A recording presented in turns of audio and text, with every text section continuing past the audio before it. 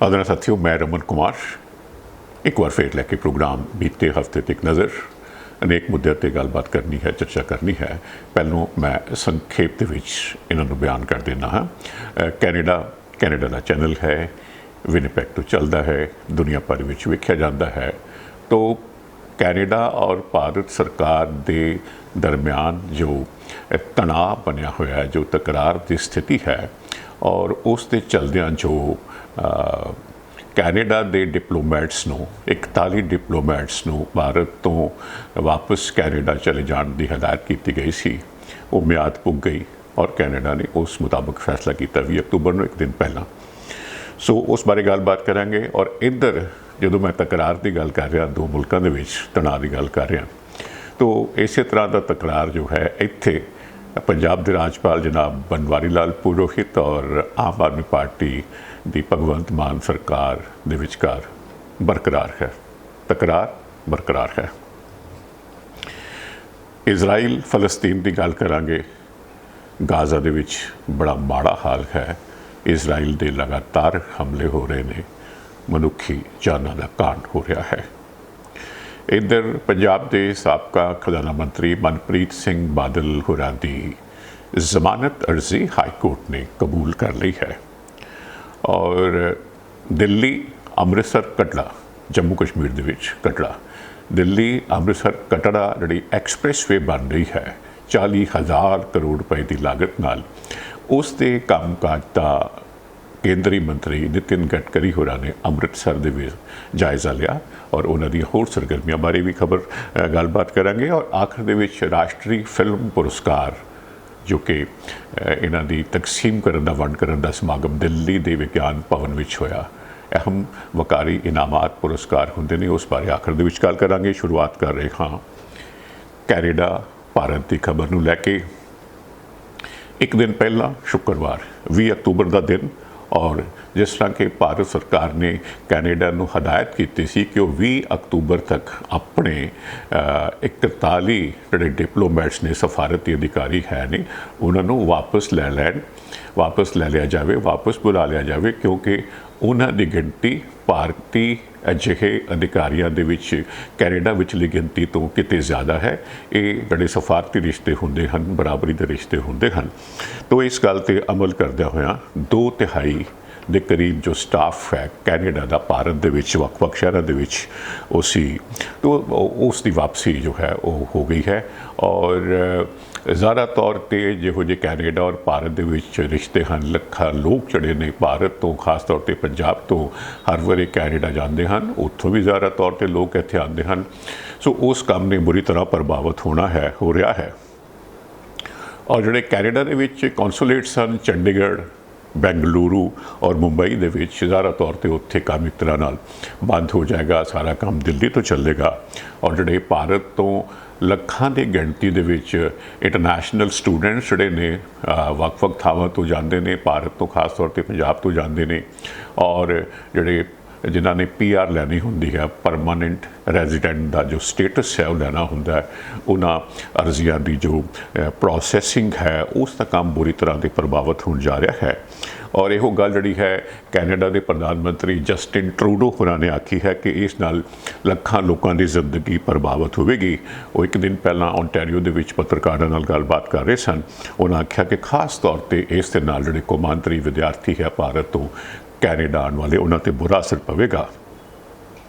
लेकिन भारत ने कैनेडा के प्रधानमंत्री जस्टिन ट्रूडो के इस बयान नाल असहमति प्रगट की है।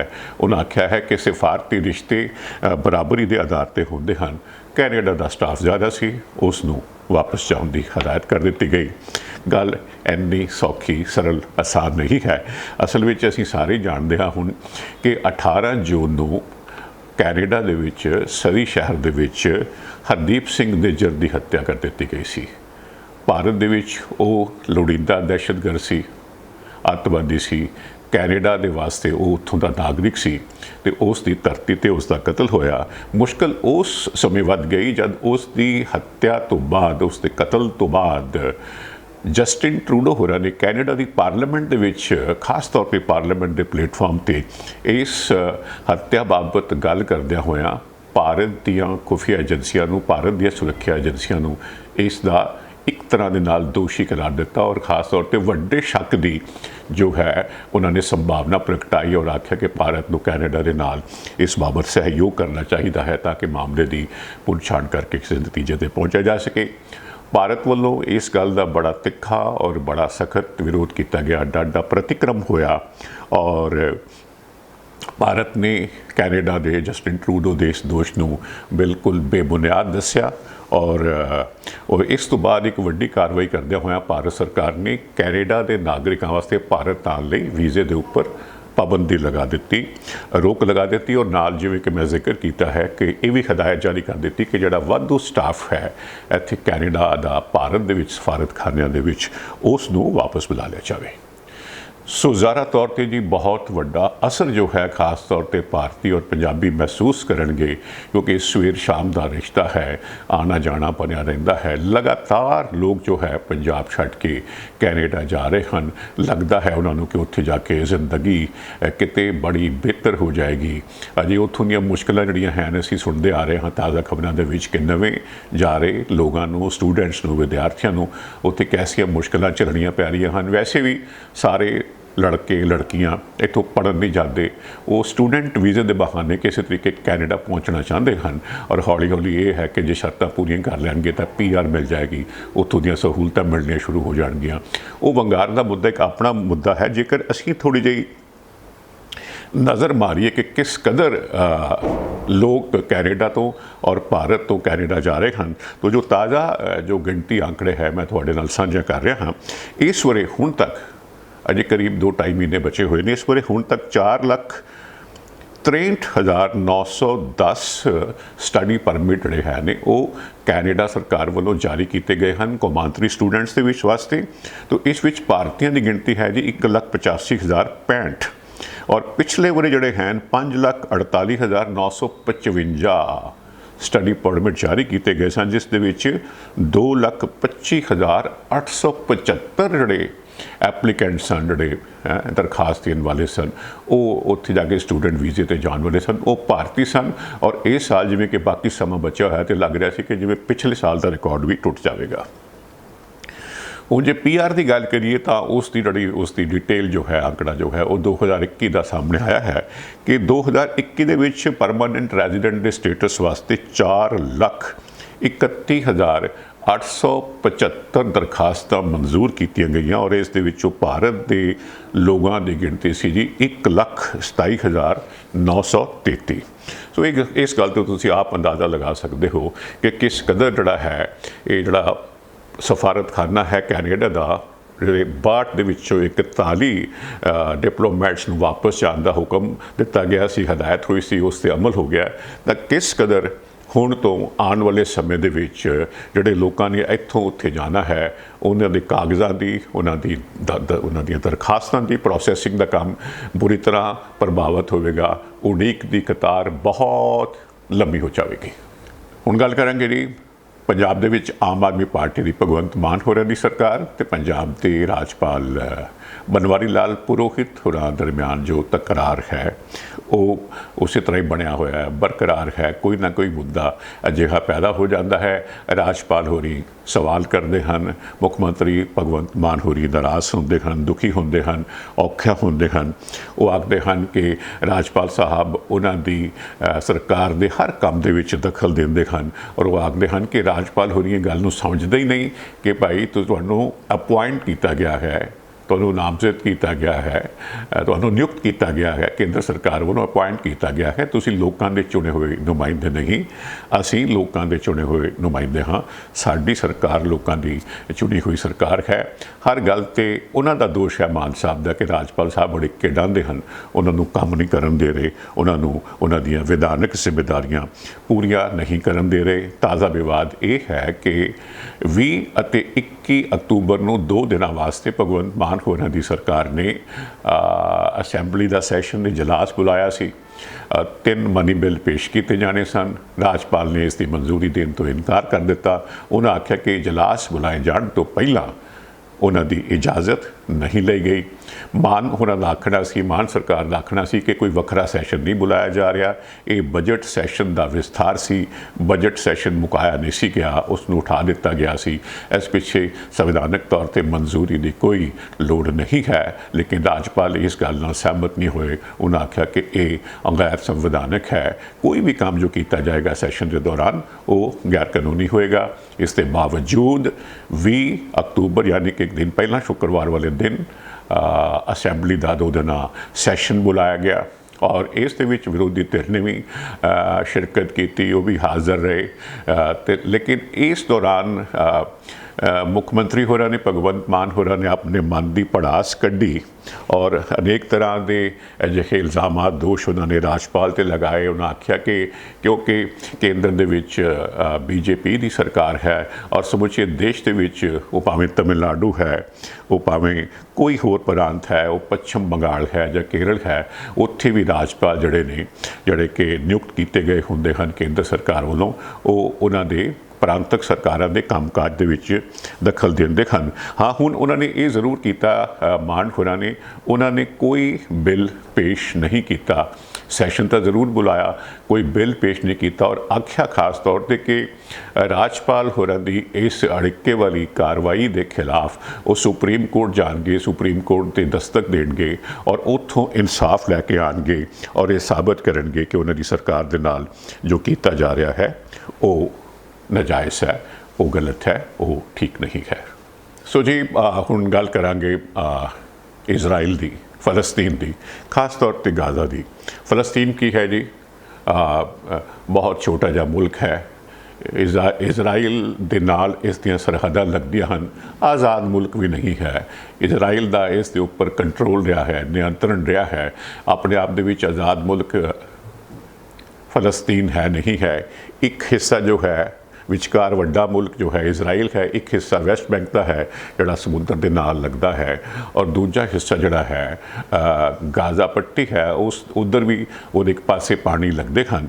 ਤੋ ਅਸੀਂ ਜਾਣਦੇ ਹਾਂ ਕਿ 7 ਅਕਤੂਬਰ ਨੂੰ ਫਲਸਤੀਨ ਦੇ ਅੱਤਵਾਦੀ ਸੰਗਠਨ ਹਮਾਸ, ਜਿਸ ਦਾ ਕਿ ਗਾਜ਼ਾ ਉੱਪਰ ਕੰਟਰੋਲ ਹੈ, ਵੈਸਟ ਬੈਂਕ 'ਤੇ ਕੰਟਰੋਲ ਜਿਹੜਾ ਹੈ ਉਹ ਫਤਾਹ ਦਾ ਹੈ ਔਰ ਜੋ ਫਲਸਤੀਨ ਦੇ ਰਾਸ਼ਟਰਪਤੀ ਹਨ ਉਹ ਮਹਿਮੂਦ ਅੱਬਾਸ ਹਨ, ਲੇਕਿਨ ਗਾਜ਼ਾ ਦੇ ਵਿੱਚ ਉਹਨਾਂ ਦੀ ਕੋਈ ਨਹੀਂ ਚੱਲਦੀ, ਉੱਥੇ ਹਮਾਸ ਦਾ ਕੰਟਰੋਲ ਹੈ। 7 ਅਕਤੂਬਰ ਵਾਲੇ ਦਿਨ ਸਾਰੀਆਂ ਹੱਦਾਂ ਬੰਨੇ ਪਾਰ ਕਰਦਿਆਂ ਹਮਾਸ ਨੇ ਇਜ਼ਰਾਈਲ ਦੇ ਇਤਿਹਾਸ ਵਿੱਚ ਅੱਜ ਤੱਕ ਦਾ ਸਭ ਤੋਂ ਵੱਡਾ ਹਮਲਾ ਕੀਤਾ, ਜ਼ਮੀਨ ਦੇ ਰਸਤੇ, ਪਾਣੀਆਂ ਦੇ ਰਸਤੇ, ਹਵਾਈ ਰਸਤੇ।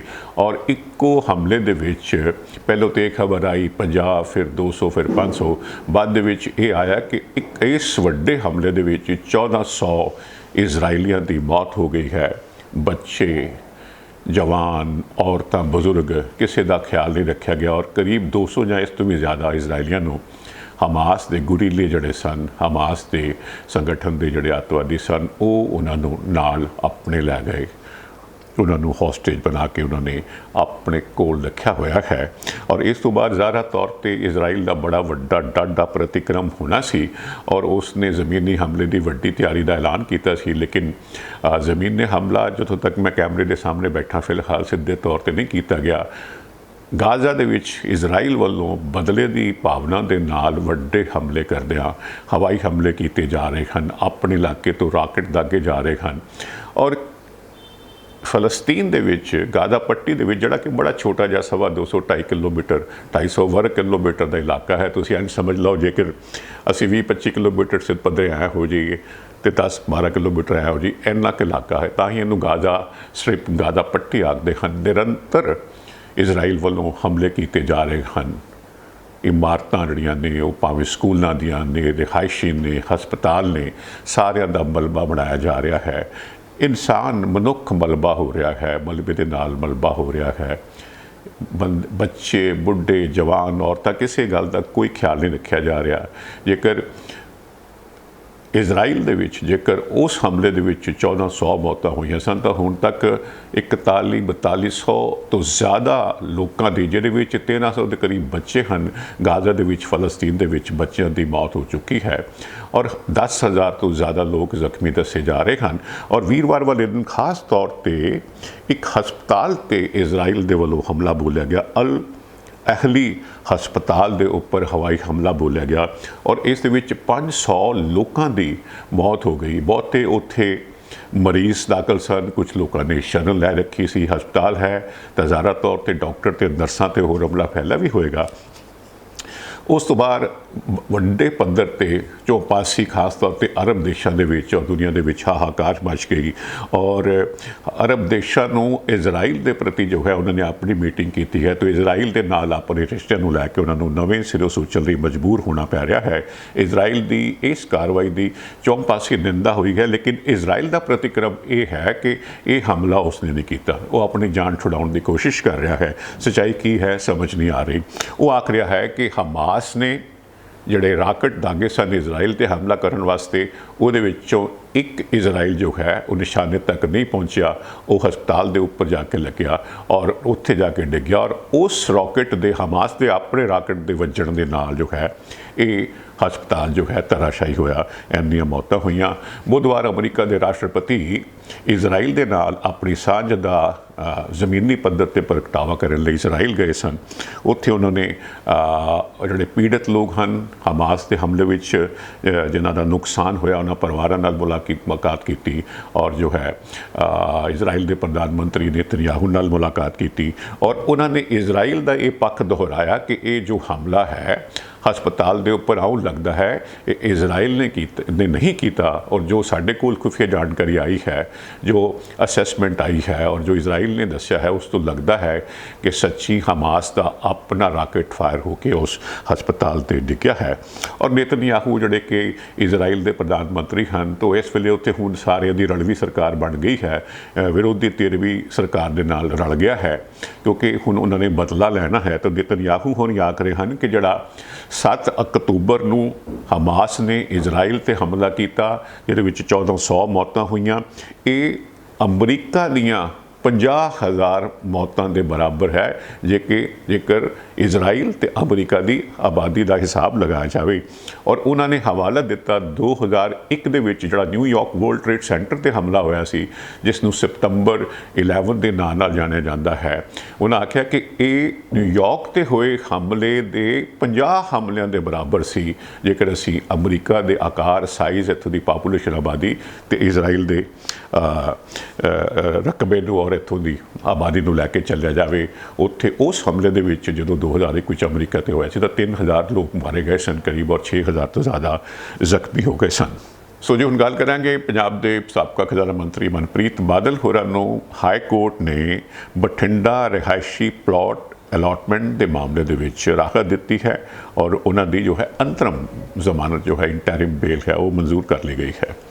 तो विजिलेंस ब्यूरो ने 24 सितंबर वाले दिन बादल होਰਾਂ ਦੇ खिलाफ जो है भ्रष्टाचार रोकू कानून ਅਤੇ इंडियन पेनल कोड ਭਾਰਤੀ ਦੰਡਾਵਲੀ ਦੀਆਂ ਵੱਖ-ਵੱਖ ਧਾਰਾਵਾਂ ਦੇ ਤਹਿਤ ਕੇਸ ਦਰਜ ਕੀਤਾ ਸੀ। ਦੋਸ਼ ਇਹ ਸੀ ਕਿ ਉਹਨਾਂ ਨੇ ਜਦ ਖਜ਼ਾਨਾ ਮੰਤਰੀ ਸਨ ਆਪਣੇ ਅਹੁਦੇ ਦੀ ਦੁਰਵਰਤੋਂ ਕੀਤੀ ਔਰ ਬਠਿੰਡਾ ਡਿਵੈਲਪਮੈਂਟ ਅਥਾਰਟੀ ਦੇ ਜਿਹੜੇ ਰਿਹਾਇਸ਼ੀ ਪਲਾਟ ਸਨ ਉਹਨਾਂ ਨੂੰ ਆਪਣੇ ਨਾਂ ਕੀਤਾ। ਸਤੰਬਰ 21 ਵਿੱਚ ਜੀ ਇਹ ਅਲਾਟਮੈਂਟ ਹੋਈ ਸੀ। 2 ਬੰਦਿਆਂ ਨੂੰ ਆਖਿਆ ਜਾ ਰਿਹਾ ਹੈ ਕਿ ਮੁੜ ਕੇ ਆਖੇ ਕੀ ਜਾ ਰਿਹਾ ਉਹ ਸੱਚਾਈ ਵੀ ਹੈ। ਇਹ ਪਲਾਟ ਜਿਹੜੇ ਹੈ ਨੇ ਬਾਦਲ ਹੋਰਾਂ ਨੇ ਉਹਨਾਂ ਕੋਲੋਂ ਖਰੀਦ ਲਏ ਸਨ ਔਰ ਵਿਜੀਲੈਂਸ ਬਿਊਰੋ ਦਾ ਇਲਜ਼ਾਮ ਇਹ ਦੋਸ਼ ਸੀ ਕਿ ਜਿਹੜੇ ਲੋਕਾਂ ਨੇ ਬੋਲੀ ਪਾਈ ਸੀ ਉਹ ਇਹਨਾਂ ਦੇ ਆਪਣੇ ਖੜੇ ਕੀਤੇ ਹੋਏ ਸਨ। ਹੋਰ ਕੋਈ ਬੋਲੀਕਾਰ ਮੈਦਾਨ ਦੇ ਵਿੱਚ ਨਹੀਂ ਆ ਸਕਿਆ। ਜਿਵੇਂ ਮੈਂ ਜ਼ਿਕਰ ਕੀਤਾ ਦੁਰਵਰਤੋਂ ਦਾ ਦੋਸ਼ ਉਹਨਾਂ ਵੱਲੋਂ ਲਗਾਇਆ ਗਿਆ ਹੈ ਔਰ ਇਹ ਸ਼ਿਕਾਇਤ ਜਿਹੜੀ ਹੈ ਉਹ ਸਰੂਪ ਸਿੰਗਲਾ ਜਿਹੜੇ ਨੇ ਸਾਬਕਾ MLA ਨੇ ਉਹਨਾਂ ਨੇ ਕੀਤੀ ਸੀ ਔਰ ਦੋਸ਼ ਲਗਾਇਆ ਸੀ ਕਿ ਨਿਯਮਾਂ ਦੀ ਉਲੰਘਣਾ ਹੈ। ਸਿੰਗਲਾ ਹੋਰਾਂ ਦੀ ਔਰ ਮਨਪ੍ਰੀਤ ਬਾਦਲ ਹੋਰਾਂ ਦੀ ਸਿਆਸੀ ਤੌਰ ਤੇ ਜ਼ਾਤੀ ਆਪਸ ਵਿੱਚ ਵਿਰੋਧਤਾ ਹੈ। ਵੱਖਰੀ ਗੱਲ ਹੈ ਇਸ ਵੇਲੇ ਦੋਵੇਂ ਭਾਰਤੀ ਜਨਤਾ ਪਾਰਟੀ ਦੇ ਵਿੱਚ ਸ਼ਾਮਲ ਹਨ। ਤੋਂ ਮਨਪ੍ਰੀਤ ਬਾਦਲ ਹੋਰਾਂ ਨੇ 4 ਅਕਤੂਬਰ ਨੂੰ ਬਠਿੰਡਾ ਦੇ ਵਿੱਚ ਅਗਾਊਂ ਜ਼ਮਾਨਤ ਦੀ ਅਰਜ਼ੀ ਲਗਾਈ ਸੀ। ਉਹ 4 ਅਕਤੂਬਰ ਨੂੰ ਉੱਥੇ ਅਦਾਲਤ ਦੇ ਵਿੱਚ ਰੱਦ ਹੋ ਗਈ ਸੀ ਔਰ ਇਸ ਦੌਰਾਨ ਉਹਨਾਂ ਨੂੰ ਫੜਨ ਵਾਸਤੇ ਪੰਜਾਬ ਪੁਲਿਸ ਵੱਲੋਂ ਥਾਂ ਛਾਪੇ ਵੀ ਮਾਰੇ ਜਾ ਰਹੇ ਸਨ ਔਰ ਬਾਦਲ ਹੋਰਾਂ ਦੀ ਮਨਪ੍ਰੀਤ ਬਾਦਲ ਹੋਰਾਂ ਦੀ ਦਲੀਲ ਇਹ ਸੀ ਕਿ ਉਹ ਵਿਜੀਲੈਂਸ ਬਿਊਰੋ ਦੇ ਸਾਹਮਣੇ ਉਹਨਾਂ ਦੇ ਆਖਣ ਤੇ ਪੇਸ਼ ਹੋ ਚੁੱਕੇ ਸਨ ਘੰਟਿਆਂ ਬੱਧੀ ਉਹਨਾਂ ਕੋਲੋਂ ਪੁੱਛਗਿੱਛ ਕੀਤੀ ਗਈ ਸੀ ਔਰ ਹੁਣ ਉਹ ਹਿਰਾਸਤੀ ਪੁੱਛਗਿੱਛ ਜਿਹੜੀ ਹੈ ਕਸਟੋਡੀਅਲ ਇੰਟਰੋਗੇਸ਼ਨ ਕਰਨਾ ਚਾਹੁੰਦੇ ਹਨ, ਜਿਹੜੀ ਕਿ ਬਿਲਕੁਲ ਨਾਜਾਇਜ਼ ਹੈ। ਔਰ ਉਹਨਾਂ ਨੇ ਦੋਸ਼ ਲਗਾਇਆ ਕਿ ਵਿਜੀਲੈਂਸ ਬਿਊਰੋ ਜੋ ਹੈ ਬਦਲਾਖੋਰੀ ਦੀ ਭਾਵਨਾ ਨਾਲ ਕੰਮ ਕਰ ਰਹੀ ਹੈ, ਮੁੱਖ ਮੰਤਰੀ ਭਗਵੰਤ ਮਾਨ ਹੋਰਾਂ ਨੂੰ ਖੁਸ਼ ਕਰਨ ਦੇ ਮਕਸਦ ਦੇ ਨਾਲ ਕੰਮ ਕਰ ਰਹੀ ਹੈ। ਔਰ ਉਹਨਾਂ ਨੇ ਇਹ ਵੀ ਆਖਿਆ ਕਿ 2006 ਤੋਂ ਲੈ ਕੇ 2012 ਤੱਕ ਇਹਨਾਂ ਪਲਾਟਾਂ ਨੂੰ, ਪਹਿਲਾਂ ਇਹ ਪਲਾਟ ਜਿਹੜੇ ਸੀ ਕਮਰਸ਼ੀਅਲ ਸੀ, ਬਾਅਦ ਦੇ ਵਿੱਚ ਰਿਹਾਇਸ਼ੀ ਹੁੰਦੇ ਹਨ, ਵੇਚਣ ਦੀ ਕੋਸ਼ਿਸ਼ ਕੀਤੀ ਗਈ ਬਠਿੰਡਾ ਡਿਵੈਲਪਮੈਂਟ ਅਥਾਰਟੀ ਵੱਲੋਂ। ਔਰ ਫਿਰ ਕਿੰਨੀ ਵਾਰ ਕੋਸ਼ਿਸ਼ ਹੋਈ, ਇਹ ਪਲਾਟ ਨਹੀਂ ਵਿਕੇ। ਇਹ ਮਨਪ੍ਰੀਤ ਬਾਦਲ ਹੋਰੀਆਂ ਆਖ ਰਹੇ ਹਨ 2012 ਦੇ ਵਿੱਚ ਉਹਨਾਂ ਆਖਿਆ ਕਿ ਇਹਨਾਂ 2 ਪਲਾਟਾਂ ਨੂੰ ਕਮਰਸ਼ੀਅਲ ਤੋਂ ਰਿਹਾਇਸ਼ੀ ਦੇ ਵਿੱਚ ਤਬਦੀਲ ਕਰ ਦਿੱਤਾ ਗਿਆ। ਉਹ ਆਖਦੇ ਹਨ ਕਿ ਉਹ ਨਾ ਤਾਂ ਉਦੋਂ MLA ਸਨ, ਨਾ ਉਹਨਾਂ ਦੀ ਪਾਰਟੀ ਦੀ ਸਰਕਾਰ ਸੀ, ਸਿੰਗਲਾ ਹੋਰਾਂ ਦੀ ਪਾਰਟੀ ਦੀ ਸਰਕਾਰ ਸੀ, BJP ਦੀ ਅਕਾਲੀ ਦਲ ਦੇ ਨਾਲ ਰਲ ਕੇ। ਸੋ ਉਹਨਾਂ ਵੱਲੋਂ ਕੁਝ ਨਾਜਾਇਜ਼ ਕੀਤੇ ਜਾਣ ਦਾ ਸਵਾਲ ਹੀ ਪੈਦਾ ਨਹੀਂ ਹੁੰਦਾ। ਔਰ ਉਹਨਾਂ ਆਖਿਆ ਹੈ ਕਿ ਉਹਨਾਂ ਪਲਾਟਾਂ ਦੀ ਜੋ ਕੀਮਤ ਹੈ ਉਹ ਬਾਕਾਇਦਾ ਉਹਨਾਂ ਨੇ ਆਪਣੇ ਉਹਨਾਂ ਬੋਲੀਕਾਰਾਂ ਕੋਲੋਂ ਇਹ ਪਲਾਟ ਖਰੀਦੇ, ਉਹਨਾਂ ਨੂੰ ਪ੍ਰੀਮੀਅਮ ਦਿੱਤਾ ਔਰ ਬਾਕਾਇਦਾ ਜਿਹੜਾ ਹੈ ਉਹਨਾਂ ਅਦਾਇਗੀ ਕੀਤੀ ਹੈ। ਔਰ ਜਿਹੜੀ ਆਪਣੀ ਦਿੱਲੀ ਦੇ ਵਿੱਚ ਉਹਨਾਂ ਦੀ ਜਾਇਦਾਦ ਸੀ ਉਸ ਨੂੰ ਵੇਚ ਕੇ ਉਹਨਾਂ ਨੇ ਇਸ ਦੀ ਕੀਮਤ ਤਾਰੀ ਹੈ। ਔਰ ਇੱਥੋਂ ਤੱਕ ਕਿ ਜਿਹੜਾ ਪੰਜਾਬ ਸਰਕਾਰ ਦੇ ਖਜ਼ਾਨੇ ਦੇ ਵਿੱਚ 25 ਲੱਖ ਰੁਪਏ ਦੀ ਸਟੈਂਪ ਡਿਊਟੀ ਵੀ ਉਹਨਾਂ ਨੇ ਜਮ੍ਹਾਂ ਕਰਵਾਈ ਹੈ। ਸੋ ਫਿਲਹਾਲ ਉਹਨਾਂ ਨੂੰ ਇਸ ਕੇਸ ਦੇ ਵਿੱਚ ਹਾਈ ਕੋਰਟ ਕੋਲੋਂ ਰਾਹਤ ਮਿਲ ਗਈ ਹੈ, ਅੰਤਰਿਮ ਜ਼ਮਾਨਤ ਮਿਲ ਗਈ ਹੈ। ਹੁਣ ਗੱਲ ਕਰਾਂਗੇ ਜੀ, ਜਿਸ ਤਰ੍ਹਾਂ ਮੈਂ ਸ਼ੁਰੂ ਤੋਂ ਵੀ ਜ਼ਿਕਰ ਕੀਤਾ ਹੈ, ਦਿੱਲੀ ਅੰਮ੍ਰਿਤਸਰ ਕਟੜਾ ਐਕਸਪ੍ਰੈਸਵੇ ਇੱਕ ਹੁੰਦੀ ਜੀ ਹਾਈਵੇ। ਜਿਵੇਂ ਅਸੀਂ ਇੱਥੋਂ ਅੰਮ੍ਰਿਤਸਰੋਂ, ਜਲੰਧਰੋਂ, ਲੁਧਿਆਣੇ ਤੋਂ ਜਾਂ ਬਠਿੰਡਾ ਤੋਂ ਕਿਤੋਂ ਦਿੱਲੀ ਜਾ ਰਹੇ ਹਾਂ ਤੇ ਹਾਈਵੇਜ਼ ਬਣੀਆਂ ਹੋਈਆਂ। ਐਕਸਪ੍ਰੈਸਵੇ ਦਾ ਇਹ ਹੈ ਜੀ ਕਿ ਐਕਸੈਸ ਕੰਟਰੋਲਡ ਰੋਡ ਹੁੰਦੀ ਹੈ, ਕੋਈ ਇਹ ਨਹੀਂ ਕਿ ਜਿੱਥੋਂ ਦਿਲ ਕੀਤਾ ਸੜਕ ਦੇ ਵਿੱਚ ਦਾਖਲ ਹੋ ਜਾਏਗਾ।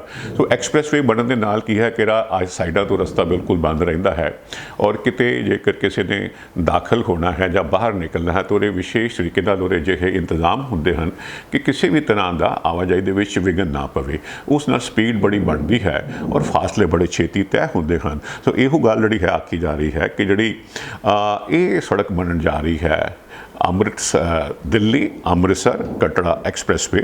ਜੰਮੂ ਦੇ ਅੱਗੇ ਕਟੜਾ ਹੈ, ਲੋਕ ਵੈਸ਼ਨੋ ਦੇਵੀ ਦਰਸ਼ਨਾਂ ਲਈ ਜਾਂਦੇ ਹਨ, ਹਜ਼ਾਰਾਂ ਦੀ ਗਿਣਤੀ ਦੇ ਵਿੱਚ, ਲੱਖ ਤੋਂ ਵੱਧ ਲੋਕ ਵੀ ਦਿਨ ਵਿੱਚ ਉੱਥੇ ਪਹੁੰਚਦੇ ਹਨ।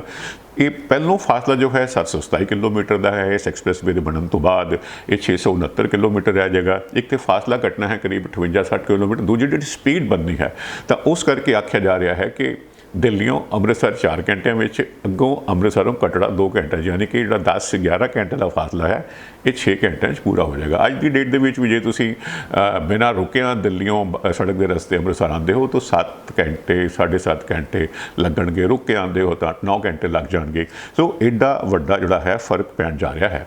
ਤੋ ਜਿਹੜੇ ਕੇਂਦਰੀ ਮੰਤਰੀ ਹਨ ਜਰਨੈਲੀ ਸੜਕਾਂ ਬਾਰੇ ਔਰ ਸੜਕ ਆਵਾਜਾਈ ਬਾਰੇ ਬੜੇ ਕੁਸ਼ਲ ਤੇ ਕਾਬਲ ਮੰਤਰੀ ਹਨ, ਨਿਤਿਨ ਗਡਕਰੀ ਹੋਰੀ, ਉਹ ਅੰਮ੍ਰਿਤਸਰ ਸਨ 2 ਦਿਨ ਪਹਿਲਾਂ ਵੀਰਵਾਰ ਵਾਲੇ ਦਿਨ ਉਹਨਾਂ ਨੇ ਇਸ ਸੜਕ ਜਿਹੜੀ ਬਣਦੀ ਹੈ ਸੁਪਰ ਐਕਸਪ੍ਰੈਸਵੇਜ਼ ਦੇ ਕੰਮ ਦਾ ਜਾਇਜ਼ਾ ਲਿਆ ਔਰ ਉਹਨਾਂ ਦੱਸਿਆ ਕਿ ਕੁੱਲ ਲਾਗਤ ਜੋ ਹੈ ਇਸ ਦੇ ਉੱਪਰ 40,000 ਕਰੋੜ ਰੁਪਏ ਦੀ ਆ ਰਹੀ ਹੈ ਔਰ ਇਹ ਦਿੱਲੀ ਦੇ ਨਾਲ ਬਾਹਰ ਐਕਸਪ੍ਰੈਸਵੇ ਹੈ ਜਿਹਨੂੰ KMP ਕਹਿ ਦਿੰਦੇ, ਕੁੰਡਲੀ ਮਾਨੇਸਰ ਪਲਵਲ ਐਕਸਪ੍ਰੈਸਵੇ, ਉੱਥੋਂ ਇਸ ਨੇ ਸ਼ੁਰੂ ਹੋਣਾ ਹੈ ਔਰ ਪੰਜਾਬ ਦੇ ਅਨੇਕ ਜ਼ਿਲ੍ਹਿਆਂ 'ਚੋਂ ਇਸ ਨੇ ਲੰਘਣਾ ਹੈ। ਪਟਿਆਲਾ, ਸੰਗਰੂਰ, ਮਲੇਰਕੋਟਲਾ, ਲੁਧਿਆਣਾ, ਜਲੰਧਰ, ਕਪੂਰਥਲਾ, ਅੰਮ੍ਰਿਤਸਰ, ਗੁਰਦਾਸਪੁਰ, ਤਾਂ ਇਹਨਾਂ ਸਾਰੇ ਸ਼ਹਿਰਾਂ ਨੂੰ, ਨਾਲ ਲੱਗਦੇ ਸ਼ਹਿਰਾਂ ਨੂੰ ਵੱਡੇ ਪੱਧਰ ਤੇ ਫਾਇਦਾ ਹੋਣ ਜਾ ਰਿਹਾ ਹੈ। ਫਾਸਲਾ ਵੀ ਕੱਟਣਾ ਹੈ, ਕਈ ਤਰ੍ਹਾਂ ਦੇ ਕੰਮਾਂ ਕਾਜਾਂ ਨੂੰ, ਆਰਥਿਕਤਾ ਨੂੰ ਖੁਲਾਰਾ ਮਿਲੇਗਾ।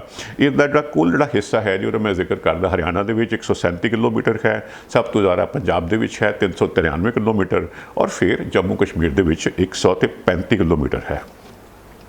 ਤੇ ਇਸ ਮੌਕੇ ਤੇ ਉਹਨਾਂ ਨੇ ਇਹ ਵੀ ਦੱਸਿਆ ਕਿ ਜਿਹੜਾ ਇੱਧਰ ਜਦੋਂ ਇਹ ਪੰਜਾਬ ਤੋਂ ਸੜਕ ਲੰਘਦੀ ਹੈ ਤਾਂ ਬਿਆਸ ਤੋਂ ਜਦੋਂ ਇਹਨੇ ਸੜਕ ਤੋਂ ਲੰਘਣਾ ਹੈ ਤਾਂ ਇੱਕ ਨਵਾਂ ਵੱਡਾ ਬਿਹਤਰੀਨ ਜੋ ਹੈ ਇਸ ਰੋਪ ਬ੍ਰਿਜ ਜਿਹਨੂੰ ਕਹਿ ਲਈਏ ਆਪਾਂ, ਸਸਪੈਂਸ਼ਨ ਬ੍ਰਿਜ ਹੈ, ਉਹ 1300 ਮੀਟਰ ਦੱਸਿਆ ਤੇ ਜਾ ਰਿਹਾ ਕਿ ਜਿਵੇਂ ਏਸ਼ੀਆ ਦਾ ਸਭ ਤੋਂ ਵੱਡਾ ਹੋਏਗਾ। ਉਸ ਬ੍ਰਿਜ ਦੀ 1300 ਮੀਟਰ, 1.25 ਕਿਲੋਮੀਟਰ ਤੋਂ ਜ਼ਿਆਦਾ, ਉਸ ਦੀ ਵੀ ਉਸਾਰੀ ਕੀਤੀ ਜਾਣੀ ਹੈ।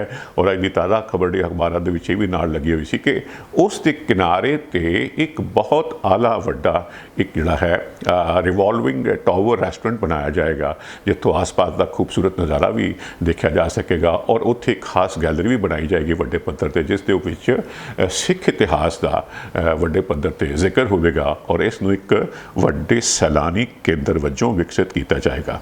ਔਰ ਜ਼ਾਹਰਾ ਤੌਰ ਤੇ ਜਿਹੜੇ ਗਡਕਰੀ ਹੋਰਾਂ ਨੇ ਆਖਿਆ ਕਿ ਸਿੱਖ ਭਾਈਚਾਰੇ ਦੇ ਕੌਮ ਦੇ ਜਿਹੜੇ ਵੱਡੇ ਧਾਰਮਿਕ ਸਥਾਨ ਹਨ ਉਹ ਇਸ ਸੜਕ ਦੇ ਰਸਤੇ ਨਾਲ ਜੁੜਨਗੇ, ਲੋਕਾਂ ਦੀ ਆਵਾਜਾਈ ਆਸਾਨ ਹੋਏਗੀ, ਉਹਨਾਂ ਦੇ ਦਰਸ਼ਨ ਦੀਦਾਰ ਕਰਨੇ ਸੌਖੇ ਹੋਣਗੇ।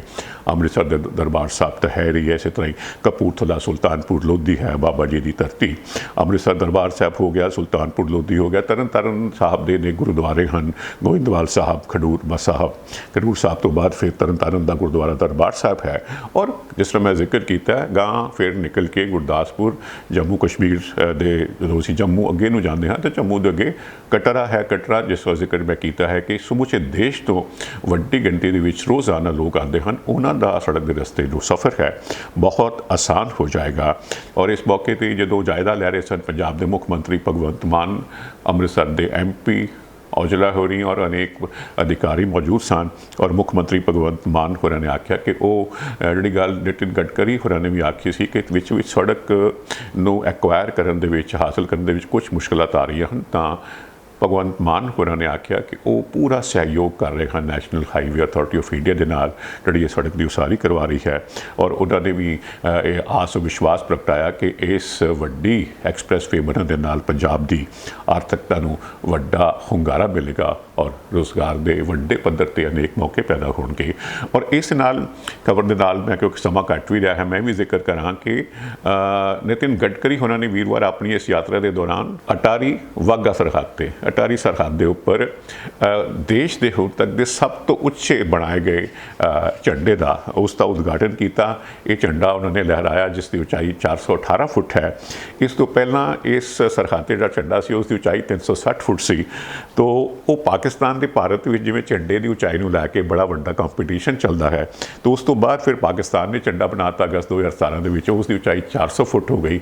ਸਾਡੇ ਪਾਸੇ ਕਿਤੇ ਲੱਗਿਆ ਕਿ ਸਾਡਾ ਝੰਡਾ ਹੋਰ ਬੁਲੰਦ ਹੋਣਾ ਚਾਹੀਦਾ ਤਿਰੰਗਾ, ਤੇ ਹੁਣ ਇਹ ਕਰੀਬ 3.5 ਕਰੋੜ ਰੁਪਏ ਦੀ ਲਾਗਤ ਦੇ ਨਾਲ ਇਹ ਝੰਡਾ ਜੋ ਹੈ ਇਹ ਲਹਿਰਾਇਆ ਗਿਆ ਹੈ। ਜਿਵੇਂ ਮੈਂ ਜ਼ਿਕਰ ਕੀਤਾ ਹੈ ਹੋਰ ਵੀ ਉੱਚਾ ਹੋ ਗਿਆ ਹੈ, ਦੇਸ਼ ਦਾ ਵੀ ਸਭ ਤੋਂ ਉੱਚਾ ਹੈ, ਪਾਕਿਸਤਾਨ ਦੇ ਵੀ ਝੰਡੇ ਤੋਂ ਉੱਚਾ ਹੈ, 416 ਫੁੱਟ ਇਸ ਦੀ ਉਚਾਈ ਹੈ।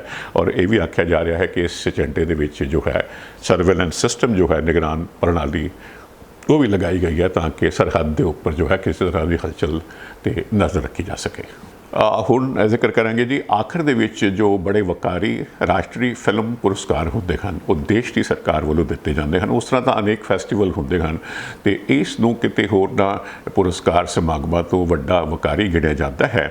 ਔਰ 69ਵਾਂ ਫਿਲਮ ਫੈਸਟੀਵਲ ਜਿਹੜਾ ਬਾਲੀਵੁੱਡ ਹੈ ਜਾਂ ਹੋਰ ਦੇਸ਼ ਦੇ ਵਿੱਚ ਵੱਖ-ਵੱਖ ਥਾਈ ਫਿਲਮਾਂ ਬਣਦੀਆਂ ਹਨ ਤਾਂ ਉਹਨਾਂ ਦੇ ਵਿੱਚ ਜਿਹੜਾ ਆਲਾ ਉੱਤਮ ਕੰਮ ਕਰਨ ਨੂੰ ਮਾਨਤਾ ਦੇਣ ਵਾਸਤੇ ਇਹ ਪੁਰਸਕਾਰ ਦਿੱਤੇ ਜਾਂਦੇ ਹਨ। ਤਾਂ ਇਹ 17 ਅਕਤੂਬਰ ਨੂੰ ਦਿੱਲੀ ਦੇ ਵਿਗਿਆਨ ਭਵਨ ਦੇ ਵਿੱਚ ਹੋਇਆ 69ਵਾਂ ਸੀ।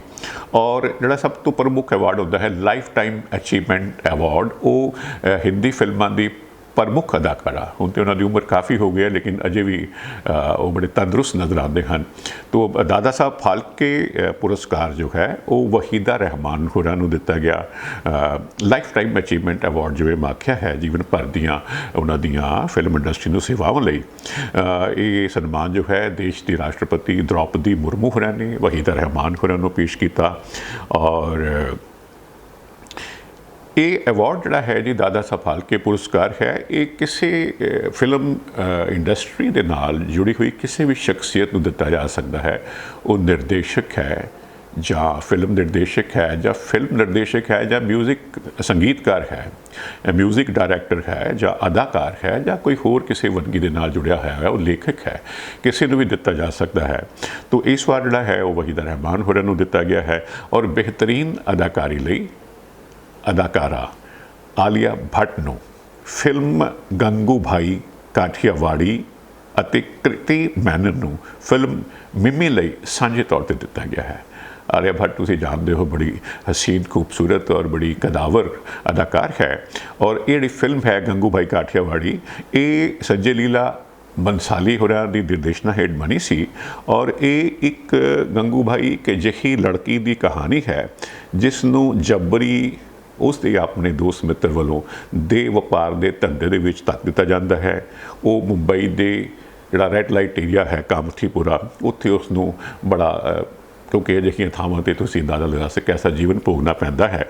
लेकिन वो इत्थे हौली हौली उभरदी है, उसकी शख्सियत पनपदी है, वो बाहर आता है, वो अंडरवर्ल्ड के डॉन जिहड़े ने उन्होंने नाल राबता कायम करती है और वड्डी थां हासिल करती है और समूचे इलाके की अपन सहेलियां भैनों की समूचे जड़ियाँ लेडीज़ जड़ियाँ हैं मजबूरी वस रैड लाइट एरिया के काम करदियां हैं, उन्होंने जीवन उत्थान लिए उन्होंने जिंदगी की बेहतरी लिए वड्डा काम करती है और उसका बड़ा नाम है। और ये फिल्म जिहड़ा है उसकी जीवनी पर आधारित है। इस तरह जी मिमी फिल्म वास्ते कृति सैनन नूं आलिया भट्ट दे नाल सांझे तौर पर बेहतरीन अदाकारा का पुरस्कार दिता गया है। वो भी फिल्म बड़ी कमाल की है, कहानी बड़ी कमाल की है और वो लड़की जिस ते कहानी आधारित है वो लड़की असल दे विच एक्ट्रेस बननी चाहती है, अदाकारा बनना चाहती है, उस कोल पैसा नहीं है, वो एक विदेशी कपल नूं एक विदेशी जोड़े नूं अपनी कुख किराए पर देती है। अजकल जिवें है तुसी आप बच्चा किसी की कुख विच पैदा कर सकते हो, उनका बाद की है जिहड़ा एक ड्रामाई मोड़ आता है वो जिस करके अपनी कुख जिहड़ी विदेशी जोड़े नूं दिंदी है, जो बच्चा पैदा हो जाता है तो वो जोड़ा उस बच्चे नूं लैण तो इनकार कर दिंदा है। तो इस वास्ते बड़ी एक कशमकश वाली स्थिति है, लेकिन फिर भी ये लड़की माँ बनना पसंद करती है। तो ये रोल जोड़ा है कृति सैनन ने किया है, उसनों ये जोड़ा है अदाकारा का बेस्ट एक्ट्रेस का अवार्ड जोड़ा है सांझे तौर पर आलिया भट्ट के नाल दिता गया है। इस तरह ही पंकज त्रिपाठी बड़ा आला अदाकार है, उसनों मिमी फिल्म दे विच बेस्ट सपोर्टिंग एक्टर का और पल्लवी जोशी नूं कश्मीर फाइल्स दे विच वधिया काम करने वास्ते बेस्ट सपोर्टिंग एक्ट्रेस का पुरस्कार दिता गया है। बेस्ट फिल्म बड़ी है जी वो रॉकेटरी ना दी फिल्म बेस्ट फिल्म करार दी गई। बेस्ट डायरैक्टर जोड़े ने वो गोदावरी फिल्म के निखिल महाजन होरां दिता गया और बेस्ट मेल सिंगर आर फिल्म बड़ी है बड़ी पॉपुलर हुई दुनिया के उसके वास्ते बेस्ट सिंगर का अवार्ड काल भैरव को दिता गया और बेस्ट फीमेल सिंगर का अवार्ड जोड़ा है जी वो श्रेया घोषाल को दिता गया। तो वहीदा रहमान होरां की गल करते हाँ जी, वहीदा रहमान होरां की उम्र इस वेले जिन्होंने दादा साहब फाल्के पुरस्कार जीवन भर की प्राप्ति लिए दिता गया है, उन्होंने 85 साल के हो गए हैं। पुरस्कार उन्होंने हासिल किया और आख्या कि ये जो मैनू पुरस्कार मिला है मैं ये पुरस्कार जो मैनू प्यार मुहब्बत मिली है समुची फिल्म इंडस्ट्री वालों ये उस सदका संभव होया है। ये सन्मान मेरा भी है तो उन्होंने भी है, मैं उन्होंने समर्पित करती हाँ। उन्हें आख्या कि मैनू बेहतरीन निर्देशकों निर्मातावां लेखकों संगीतकारों के नाल काम करने का मौका मिले, मेरे सुभाग सन। इस तरह ही आला किस्म के मेकअप आर्टिस्ट जोड़े सन, कॉस्ट्यूम डिजाइनर सन, उन्होंने मेरी जिंदगी के विच मेरा अदाकारी के विच मेरी बड़ा वड्डा रोल रहा है। तो वो सारे याद कर रहे सन और सफ़र उन्होंने शुरू होया सी 1956 के। देखो 50 साल तो किते उपर हो गए हैं, 50 क्यों जी 65 साल करीब हो चले हैं, 65 तो भी उपर हो गए हैं। तो 1956 के उन्होंने पहली फिल्म सी और मेरा जन्म जोड़ा है जी 1957 का है। तो गुरु दत्त की CID फिल्म सी और फिर प्यासा, कागज़ के फूल, गाइड, कभी कभी वर्गियां उन्होंने बेहतरीन फिल्मां कीतियां। इत्थों तक कि 2021 भी इस उम्र के उन्होंने स्केटर गर्ल ना दी फिल्म काम किया और बड़ा जो गल्लां करते हैं बड़ा पुरखलूस अंदाज है उन्होंने, मन मोह लेंदे हैं। अज भी इस उम्र के उन्होंने गलबात के खास किस्म की शाइस्तगी नज़र आती है, देख के है जी राजी होंदा है कि इस उम्र के भी तुसी इदा तंदुरुस्त जीवन जी सकते हो, लोगों को प्रेरित कर सकते हो। तो जी थोड़ा प्रोग्राम मैनू लगता है समा सीमा मैं पार की है, होर बहुत ही ज़्यादा गल नहीं करनी है, सारा प्रोग्राम समेट लिया है। मैनू रमन कुमार को इजाज़त दिओ, शुक्रिया आप जी का।